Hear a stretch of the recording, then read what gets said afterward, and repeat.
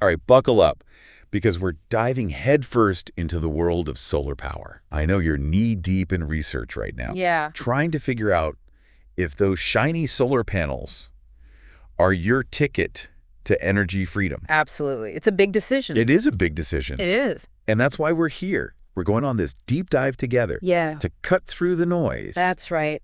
And uncover what you truly need to know to make a smart decision about going solar. Yeah. There's a lot of noise out there. A lot of noise. There is. And we're going to try to parse it down, make it easy for you. Exactly.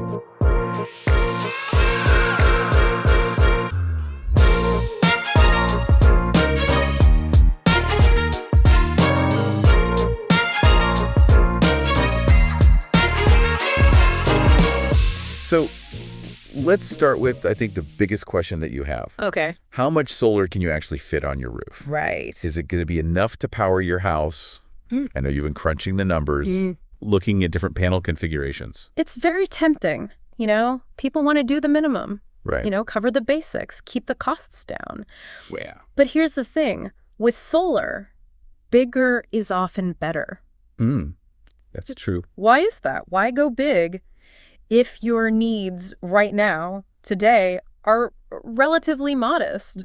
Well, you're not just installing solar for today, you're installing it for the future, right? Right. And we're using more and more electricity as time goes on. And you can think about, you know, what are you going to add to your house that's going to use a lot of electricity? Yeah, that's a really good point. I hadn't considered that long-term picture. Yeah, it's like, will I ever get an electric car? Right. Am I going to, you know, upgrade my appliances to be more energy hungry? Right, right. You know, maybe I'll add on a, you know, home office or something like that. Oh, yeah. I hadn't even thought about those things. There you go. That's a really good point. And then also electricity rates, they only go up. They don't go down. That's true. So, you know, every bit of energy that you generate for yourself, you're saving money down the line. That's a really good point. Okay, so you're speaking from experience here, right? Oh, yeah. You've got quite the solar setup at your house. I do, yeah. I've got a lot of solar. Okay. Almost 20 kilowatts. 20 kilowatts. Wow. It's a lot. It's enough to power my house, you know, with a battery and everything. And I've never heard anyone say that they regret having too much solar. It's always like, I wish I had more. That's wild. So did you always plan to go that big?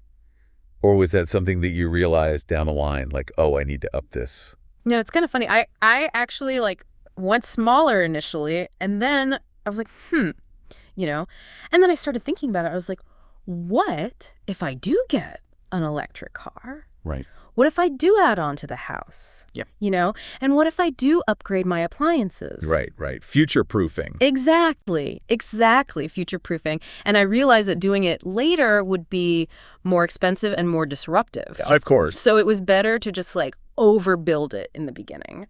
That's such a good point. Yeah. I think a lot of people, they get stuck in that, like, well, this is what I need right now. It's a lot easier to do it while the system's being installed. Totally. Totally. They're already there. Exactly. Put up a couple more panels. Right. Amazing.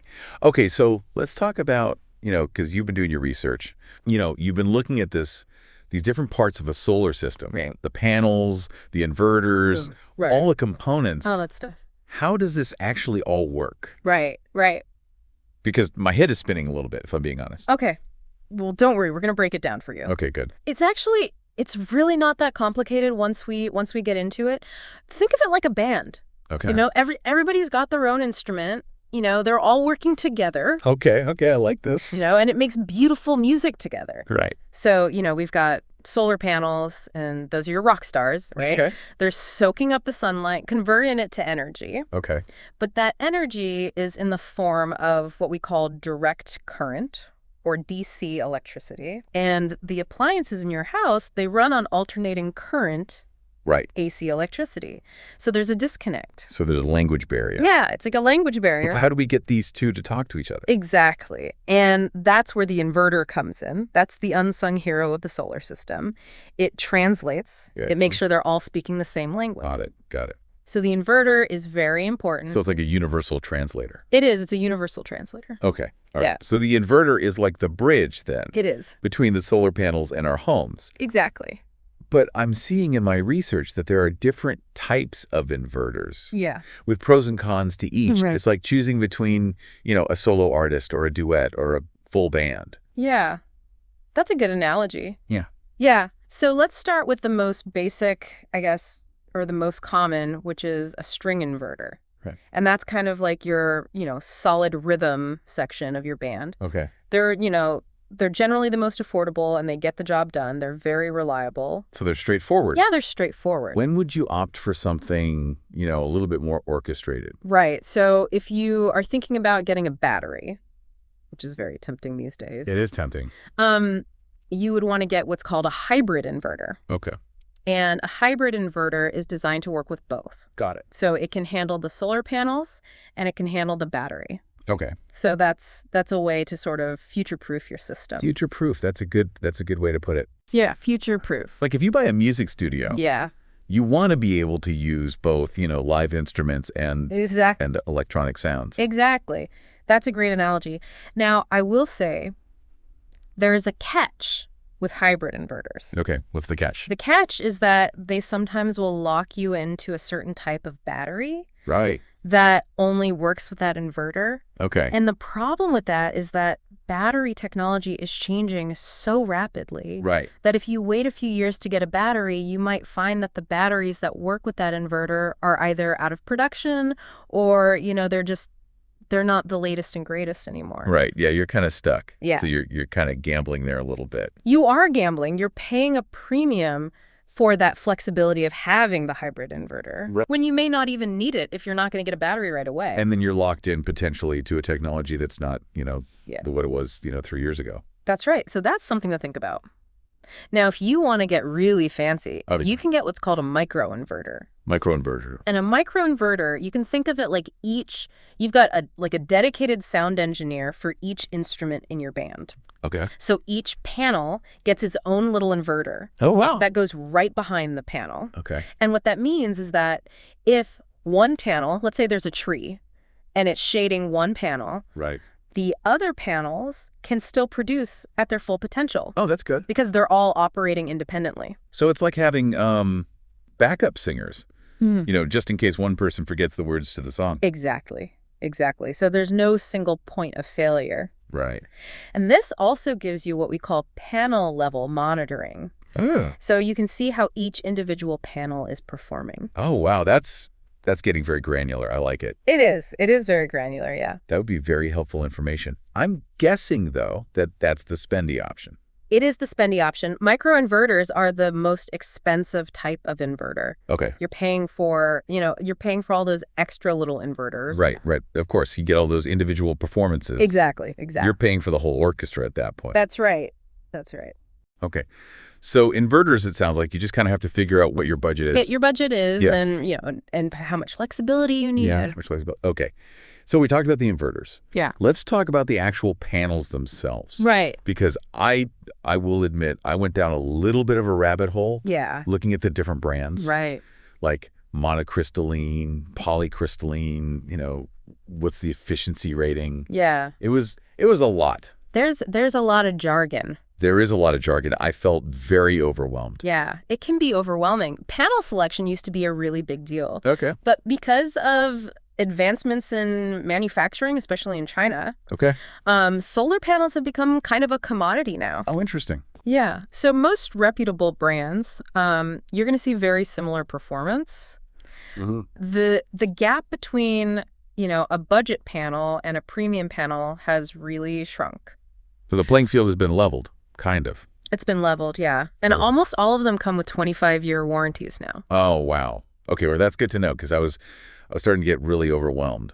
So if panel selection is not this make or break decision that it used to be, where should people be focusing their energy? Like, what's something that often gets overlooked? Yeah, that's a great question. I think monitoring is a really important part of a solar system that people often overlook. Right, because you can have the best system in the world. That's right. But if you don't know how it's working, you're not getting the full benefit. You're not getting the full benefit. Right, exactly. Okay, yeah, I completely agree. And my research did touch on this. Mm-hmm. But you know what I'm still a little fuzzy on? Yeah. The difference between, like, the smart meter that the utility company gives you. Right. And then a consumption monitor. Right. Which I know that was something that you recommended. I do recommend that. But But what's the difference? Yeah. Because don't they both kind of do the same thing? They do, in a way. So the utility smart meter, that's what talks to the utility company. Yeah. And it tells them how much electricity you're using from the grid. Right. And it also tells them how much electricity you're sending back to the grid. Right. So you can get credit for that. Exactly. But it's very basic. It is very basic. Yeah. So then what's the consumption monitor doing that's different? So the consumption monitor it's like this. Your utility meter is like the conductor of the orchestra. Okay. And the consumption monitor is the sound engineer who's like, got their hands on all the different levels. And they're like really fine tuning it. So the consumption monitor will actually tell you how much electricity every appliance and device in your house is using. Oh, wow. In real time. That's amazing. So you can see. Like those energy hogs. Exactly. You can see your refrigerator. You can see if you left your gaming console on. Right. All that stuff. And it really helps you understand your energy usage patterns. So it's like a constant energy audit almost. It is. It's like a real-time energy audit. That's really cool. Yeah, it's super helpful. And you can identify areas for improvement. Right. And maximize those savings from the solar. Exactly. And speaking of maximizing your solar production, you had mentioned tilt frames and shade. Yes. Which are two other important considerations. Okay, yeah, let's talk about those. So start with the tilt frames. Okay. Because I've seen those advertised as a way to really boost your solar output. Right. But are they always necessary? Yeah. Because that's an added cost. Yeah. So it is true that angling your solar panels to the optimal angle will give you the maximum amount of production. Okay. And that angle does vary a little bit depending on where you are. But generally speaking, it's about 30 degrees. Okay. The problem is that most roofs are not at 30 degrees. Right. And they're, most residential roofs are, more like a gentle slope. A gentle slope, 15, 22 degrees, something like that. Right. And so, could you get a little bit more production if you were at 30 degrees? Yes. Oh, yeah. But it's often negligible, especially when you consider the cost of the tilt frames. Right, yeah. That makes sense. It's usually not worth it. So most of the time it's fine to have them, flush mounted. Flush with the roof. Yeah, flush mounted. Unless you have a flat roof. Okay. Flat roofs are a little bit different. Okay. Because they don't get the benefit of the rain washing them off. Right. There's no natural cleaning mechanism. Exactly. Sure. So they tend to get dirtier and that reduces their output. Right. So in those cases, tilt frames can be helpful. Okay. Also, just to get a little bit more angle on a flat roof, because you're not going to get any angle at all. Right. But even with a flat roof, there are creative solutions where you can, they have east-west tilting and things like that, where you're sort of maximizing the space that you have. Right, like a solar panel Tetris game. It is. That's really cool. You're trying to fit as much as you can. Okay, and then what about shade? Because that feels like a big one. Shade is a big one. Yeah. Yeah, shade is a big one because even if you have partial shade on a panel, right, that can significantly reduce the output of the entire system. Oh, wow. I have this massive oak tree in my backyard. Okay. I always wondered if that would be detrimental. So how do you figure that out? Like, how do you know if you've got a shade problem? Well, a good installer will do what's called a shade analysis. Okay. And they use software for this. And they can actually look at where the sun is. Oh, cool. At all times of the day and year and figure out how much shade you're going to have on your panels. Wow. So no more going outside at noon and being like, I think it'll be okay. No more guessing. Okay. Oh. All right. Good to know. So if you do have a little bit of shade, does that mean you have to go with those more expensive micro inverters or something? Not necessarily. The premium string inverters these days are actually very good at handling a little bit of shade. Oh, okay. So you don't necessarily need to jump to the most expensive option.